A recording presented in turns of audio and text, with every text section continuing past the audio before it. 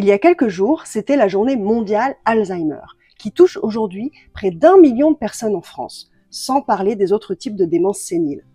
Beaucoup de familles sont touchées et beaucoup d'enfants ont leur grand-père ou leur grand-mère atteinte. Et ce n'est pas simple de leur expliquer ce qui leur arrive à ces papis-mamies qui perdent un peu la tête. Alors aujourd'hui, je vous propose des albums qui vous aideront à aborder avec eux ce sujet.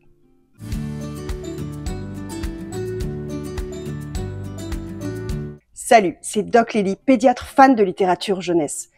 Toutes les histoires ne doivent pas forcément se terminer bien parce qu'elles s'adressent aux enfants. On n'est pas chez les bisounours. Les histoires parlent de la réalité de la vie, dans ses bons et ses mauvais côtés, mais toujours avec une note d'espoir, une ouverture, et c'est bien plus important pour accompagner les enfants.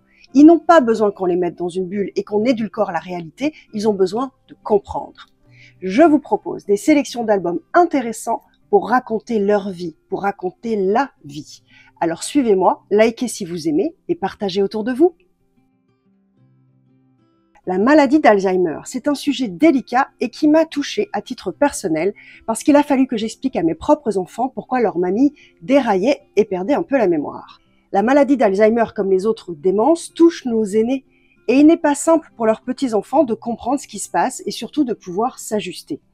Entre les confusions de prénoms, les pertes de repères, les crises de colère ou les répétitions à n'en plus finir, comment reconnaître cette mamie qui finalement a la tête à l'envers? La tête à l'envers de Didier Dufresne et Bérangère Delaporte chez Mango Jeunesse. J'adore les illustrations au crayon aux couleurs vives et dynamiques de cette illustratrice et le texte intelligent à la première personne pour ce petit garçon qui nous raconte que sa mamie a bien changé. Ses parents le lui ont bien expliqué, sa mamie a perdu la tête. Pourtant, il a du mal à comprendre. Et il est aussi surpris de ses réactions, un peu inquiet. Sa mémoire qui fluctue, ses réponses à côté. Mais finalement, la vie continue. Et il y a aussi de nouvelles choses à vivre, de jolis moments à partager, juste différemment. La simplicité et l'adaptabilité des enfants. Superbe.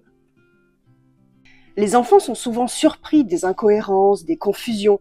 Bon, clairement, ça peut être drôle parfois. Mais cela peut les rendre tristes aussi et ils ne savent pas forcément comment s'ajuster. La relation est impactée par les difficultés de communication aussi. Certains patients s'arrêtent même de parler carrément. Et ça, c'est dur. À un certain stade, il peut y avoir des changements de comportement importants, des réactions brutales, des colères, qui peuvent vachement inquiéter les enfants.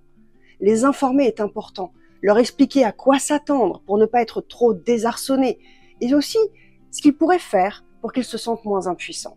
Pas vrai? Qu'est-ce que t'en dis, vieux Jules? Vieux Jules de Aïna B et Rebecca Galera aux éditions Cépage. De jolis traits de crayon colorés qui illustrent ce drôle de papy qui oublie parfois jusqu'à son prénom. Des petits carrés comme des petits souvenirs qui s'envolent de sa tête, lui laissant des petits trous de mémoire. Jolie métaphore, non? Sa famille, ses amis sont là par contre pour lui rappeler les jolis moments de sa vie et surtout en créer de nouveaux. Aucun pathos, tout dans la bienveillance et l'optimisme. J'adore. Les changements, l'évolution peuvent être subtils au début, avec des fois des dégradations assez brusques. L'évolution est malheureusement toujours péjorative, mais elle peut être plus ou moins lente ou plus ou moins rapide, ça dépend des gens. Ils vont forcément être de plus en plus dépendants et la perte d'autonomie, c'est compliqué à gérer pour les grands comme pour les petits. Devoir aider son grand-parent à manger ou voire même des fois à se laver par exemple, ça fait bizarre. Et parfois, ça implique carrément des réorganisations familiales. Il faut malheureusement préparer les enfants à cette dégradation et aussi au décès, comme ce grand-père qui s'efface. Mon grand-père s'efface, de Gilles Baume et Barou, aux éditions Albin Michel Jeunesse. Un album qui m'a bouleversée, le texte à gauche qui s'efface doucement, le portrait à droite qui se déploie.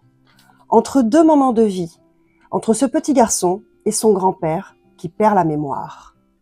Réflexion à hauteur d'enfant, le texte complète toujours et judicieusement la phrase qui s'efface pour finalement, malgré tout, continuer l'histoire avec de nouveaux instants partagés, drôles et émouvants, de nouvelles aventures avec ce grand-père qui redevient un peu enfant.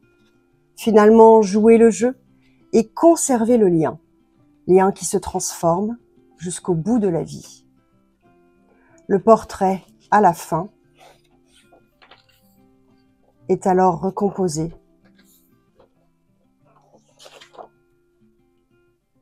et trouvera sa place sur la table de nuit pour ne rien oublier. Bouleversant. Émouvant, non? Forcément. La Fondation Vaincre Alzheimer a développé un site internet ludique et informatif dédié aux enfants de 6 à 12 ans pour informer sans tabou à hauteur d'enfant. Ça s'appelle ALZ Junior. Je vous mets le lien en description, avec notamment une brochure super bien faite et plein d'autres idées lecture. Les psychologues sont aussi des personnes ressources sur lesquelles vous pouvez vous appuyer pour accompagner les enfants, alors n'hésitez pas à en parler. Lire avec un enfant permet d'aborder des sujets difficiles en posant des mots là où l'on n'en trouve pas. Alors profitez-en.